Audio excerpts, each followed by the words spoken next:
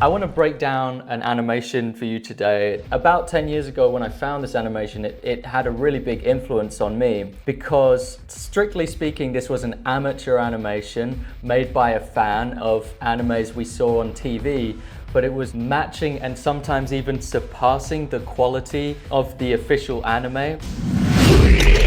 The details, the fluidity of the animation, the effects animation, the love and care and the power and the ferocity put into this animation was something that at times matched the quality you would see on TV, and at other times would actually surpass it. We are going to get into a frame-by-frame breakdown of this, but let me first introduce. He goes by the name of Lazar Corp.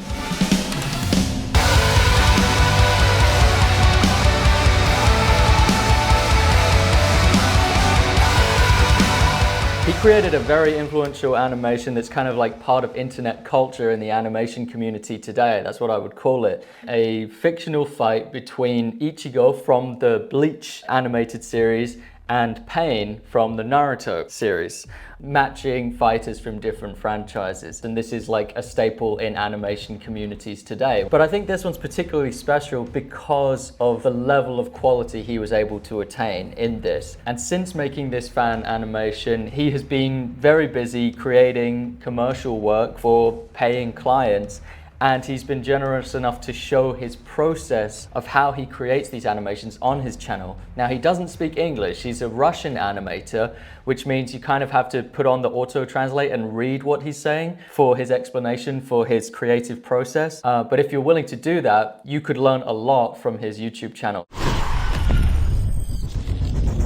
We're going to break down this little scene here. This is from his part 2 of Ichigo versus Pain. We've got this big ball of energy that's going directly away from the camera. We've got a tilt here, and perhaps the most interesting thing about this is that warping field that moves along that kind of distorts the background, and I really like that. You can see it's been used with the Photoshop smudge tool right here, because Lazar Corp has always used Photoshop as his animation software of choice. So anyway, we see this great glowing energy ball going away from us. So this is kind of like a POV, gets a certain amount away from us, we get a different angle here. Lazar Corp doesn't like to hold back with any shot that he does. So he's moving along. We've got these rifts in the ground that are very nice for just tracking where we are. We need something on the ground like that to know where the camera is moving. But it all has this kind of barrel distortion. You know, he's trying to fit so much into the frame. And this is just through sheer power of drawing. He's very, very good at drawing.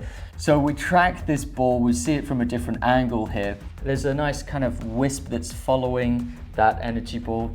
We're getting up to one of the panes now. This instrument here is to block the energy force, I suppose.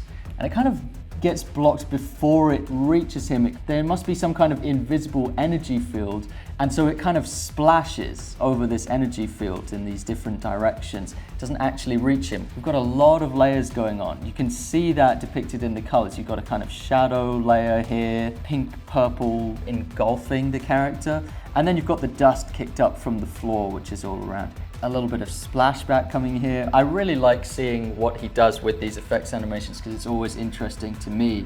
And it's all kind of on once as well. I mean, that's the kind of quality I'm talking about here. It's got cell shading, it's got effects on it, it's got your blurs and smudges. You can see here there's a highlight pass, just adding that extra kind of shine to it. In zero budget fan animated things, you would often not have a shading pass, or you wouldn't have a highlight pass necessarily because takes a lot of time. Who's going to do that if you're not paid? Well, the Lazar Corp is, because he was really passionate about this animation, and I can see that in here.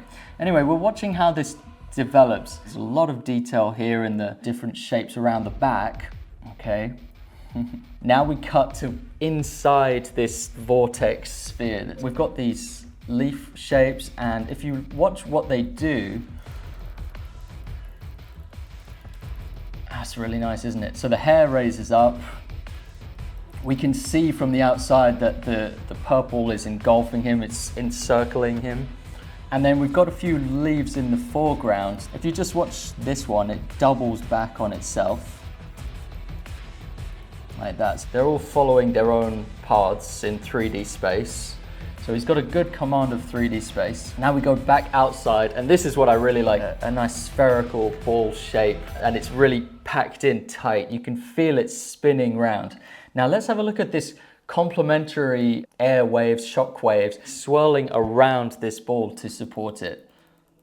Isn't that cool? So you can feel with this, he's really thinking about interacting with the camera and using scale to have things come out of the camera, because there's a big disparity in scale here from where these things start off to where they end up. You can see they come right out at us.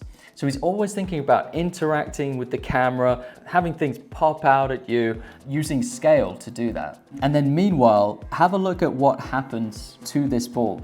You've got these lines and they're moving upwards, almost like a flame or something, like these pink purple flames. And you got the shine on there, and then it just explodes. You've got this radial blur effect. There's like the very hard crisp lines with the very blurry lines, and I kind of like that contrast between them, you know, those kind of crisp sharp lines. It's with some kind of lasso tool, so absolute binary of yes or no, but that's really trying to go for that anime look. They very much lean into that kind of style. So I'll clear my diagrams off, and then we'll just run through that bit.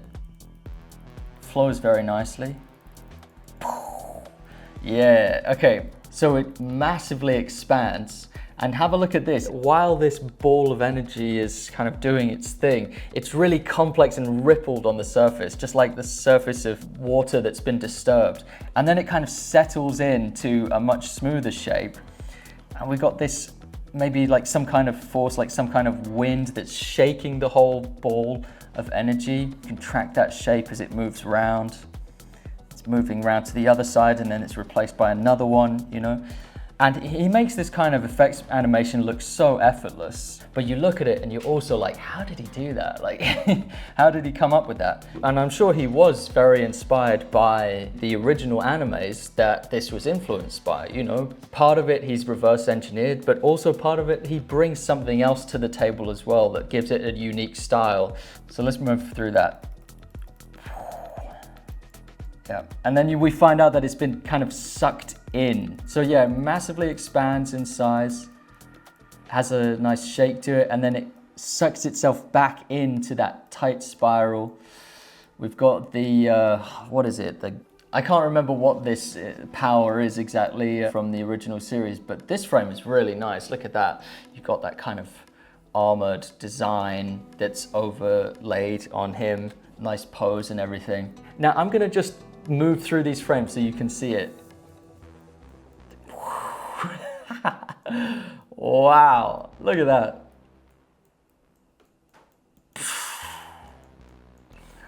He drops to the floor. Now, for a fan animation, you know, for something made by a guy in Russia who has no official affiliation with these series, this is just incredible. You can very clearly see and feel the flow of the energy at all times. Then that wraps around back into the ball, goes around the other side. We zoom in. So yeah, he's very good at playing with scale, distorting the human body. It's kind of bulging out at us. And how he shifts it, like watch how he shifts this character up. And you can keep track of it from things like the eye. You see that eye goes back in space and is really tiny now. Look at that scale difference there. And now it's the shoulders. You see, it's the shoulders that are bulging now. Fisheye lens, you know, like a big wide angle lens effect. If we just stop on this frame, we can see as well that the circle around it is supporting this. It looks really, really cool. Bringing those elbows up. He's also preparing for a strike of the ground. So he's kind of breaking out of this energy field that he's trapped in, this vortex, and he does it by just raising up his sword, striking the ground. Bang, you know, he just whacks the ground. You see the cracks form on this frame, and then on the next frame, it's just, it's just all completely turned to rubble at this point. And that is how he escapes from this vortex. The ground flies up like that, and then gravity takes over and he just drops. Cut on action as well. Motion blurs here. Lands kind of like a ninja, you know, just on the balls of the feet. Not flat foot, but just the balls of the feet here. And then quickly takes off and he's out of the frame. Cameraman is struggling to just keep up with him. And how it follows on here, this was very influential on me as well. The camera swings around to keep up. And there's some great poses here. There's some really, really nice poses. You see him picking his heels up there. Nice pose, right? But this is all just flowing. It's flowing from one thing into another. And check this out. So he's running along. And then look, he plants a foot down in front of him. And it's all in this anticipation for the first strike. Look at that, look at him moving his hips. He surges his hips forward first. Oh, look at that. Brings back the shoulders. Look at how vigorous that is. He's got this little motion streak that's glowing. Interesting. And then look at this distortion here. So yeah, he's running and look, he's got his arms crossed there. He brings it above his head. Oh my God, these streaks are just insane. Yeah, it's wide stance, you know, he's shifting forwards. And that looks so natural. Like every part of that movement felt so natural to me. And then he gets into the intricate stuff, of course. From that recoil that he's lifted back, he then quickly ducks underneath the next strike, sets up the next one, some sparks coming off there. I really appreciate the unique look he brings to the effects animation, but also the kind of distortions he performs on the characters' bodies themselves, just making them very flexible and distorting them in ways, but like always staying sincere to the overall movement, whether it's a strike or a series of strikes or ducking out the way of something. The characters always are going in with all the force. It's a full body motion all the time. So yeah, I love that sequence, really, really nice. So I follow Lazar Corp online, was scrolling one day and I saw one of his posts. It was a commissions post from him. Like, oh, okay, that's interesting. And he said he's open to commissions. He actually really needs a commission right now. I thought, how often does this opportunity come along where you're able to commission an animator who has been a huge influence on your development as a creative animator? It doesn't always come around. So I jumped on the opportunity. I contacted Lazar Corp. Now he's based in Russia, so it was not an easy thing because of all the different sanctions and embargoes. Keep in mind, guys, this is just a dude like you or me, just wants to be a creative, and he's unfortunately been born into a country with an oppressive regime, and I don't hold it against him at all. So once we got over the initial difficulty about being able to pay him and everything, once we were able to get through that, we talked and we collaborated on this piece of animation. Now I found the perfect excuse for being able to commission Lazar Corp, and that is because I am soon going to be launching my next online course. It's coming up in the next month. I have a page on animatorguild.com that you can look at, that you can sign your email address up if you're interested in this course. This course is going to be all about teaching the business of commercial animation to independent animators, animation producers. So if that's something you're interested in, the link is in the description and you can go and check it out. You can sign up to be notified when that course drops. And I will be talking about it more on this channel. And the light bulb went off in my head and I thought, Lazar Corp is saying he's open for commissions. I could commission one of my early influences in animation to create an animated intro. And so I did. And it was a really amazing experience to work with him. So he said, what's your idea for this intro? And I said, well, I figured we could start with the animator kind of sitting in his room at his desk. He listened to what I said and he said, look, I'm an experienced animator. The number of animations I've made with a guy sitting in his room at his desk, it's so boring at this point, and people are gonna be bored if that's how you start your animation. And I listened to him and I was like, you know what, he's right. And so I went back to the drawing board and I thought about it more and we came up with this idea, and I'm gonna play it for you here.